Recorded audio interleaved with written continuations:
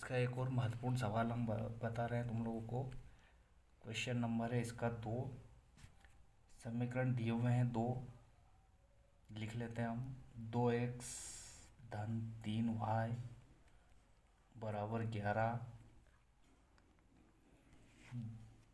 2x ऋण 4y बराबर ऋण के 24। समीकरण 1 और समीकरण 2 दिया है, इनको हल करना है और इसमें एम का एक मान ज्ञात करना है। एक तीसरा समीकरण भी दिया है हमारा, y बराबर mx प्लस 3, mx प्लस 3। इसमें हमको मान ज्ञात करना है।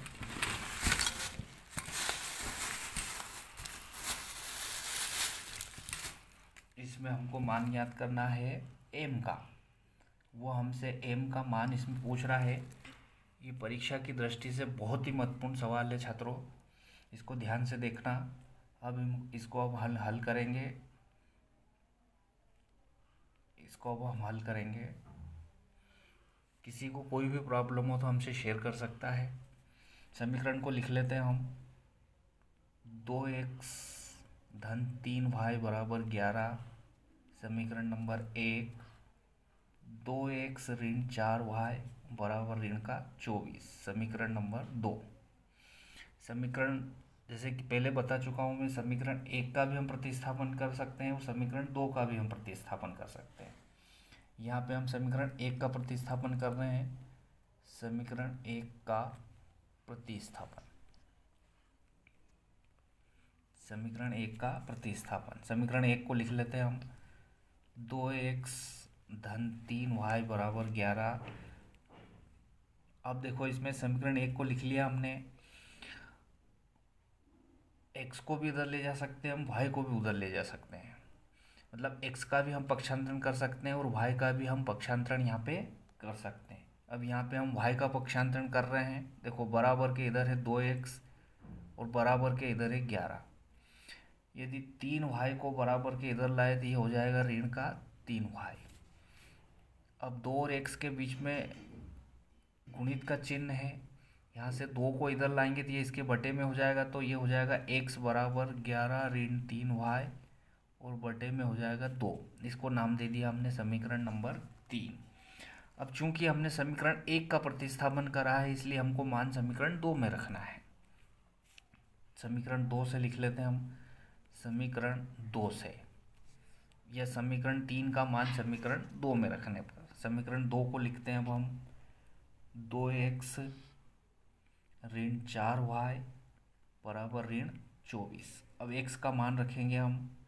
x का मान रख देते हैं। ये x का मान हमारे पास है 11 ऋण 3y बटे में 2। 11 ऋण 3y बटे में 2, यहाँ पे गुणित चिन्ह है। आगे है ऋण का 4y बराबर ऋण का 24। देखो, यहाँ पे 2 से 2 को हमने काट दिया। अब जो बचा उसको लिख लेते हैं हम।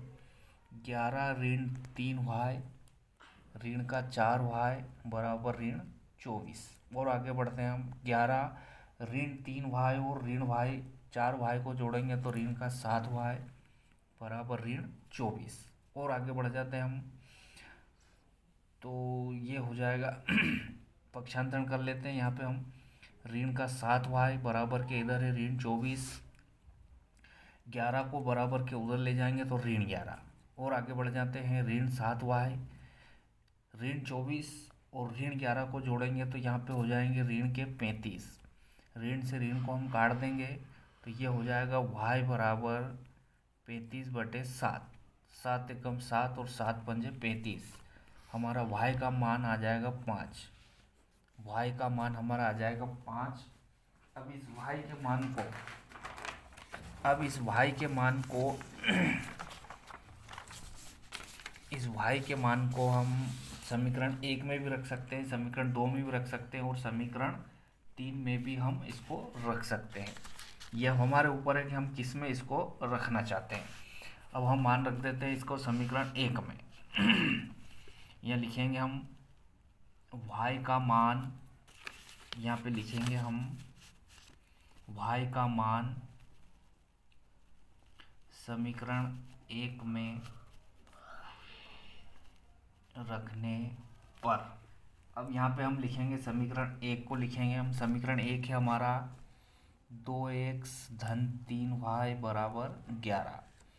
अब y का मान चूँकि हमारे पास 5 है, y का मान हमारे पास 5 है। अब y के मान को हम रख देते हैं समीकरण एक में। y के इस मान को हम रख देते हैं समीकरण एक में। तो 2x धन 3 गुणित 5 बराबर 11। 2x धन 3 और 5 का गुणा करेंगे तो 15 बराबर 11। 2x बराबर 11, 15 को उधर ले गए तो ऋण 15। 2x इसमें से इसको घटाएंगे तो बचेगा ऋण का 4, तो ये हो जाएगा x बराबर ऋण 4/2। 2 एकम 2, 2 दूना 4। x का मान हमारे पास आ जाएगा ऋण 2। अब देखो x का मान हमारे पास ऋण 2 है और y का मान हमारे पास 5 है। तो अब हमसे वो पूछ रहा है, इसमें हमसे पूछ रहा है एक तीसरा समीकरण भी दिया है y बराबर mx धन 3। तो इसमें m का मान हमसे पूछ रहा है, तो हम समीकरण को लिखेंगे y बराबर mx धन 3। अब देखो y का मान हमारे पास है 5, m गुणित x का मान हमारे पास ऋण 2 है और धन का 3। आगे बढ़ जाते हैं हम। तो 5 इसमें इसका गुणा करेंगे तो ऋण 2m और धन का 3। पक्षांतरण यहाँ पे आप कर सकते हैं। यह है 5, इस 3 को बराबर के इधर लाएंगे तो ऋण 3 बराबर के इधर बचेगा ऋण 2m। 5 में से 3 गया तो 2 बराबर ऋण 2m। तो ये हो जाएगा 2 बटे ऋण 2 बराबर m। 2 से 2 को काट दिया तो यहाँ पे बचेगा ऋण m बराबर m। m का मान हमारे पास हो जाएगा ऋण 1।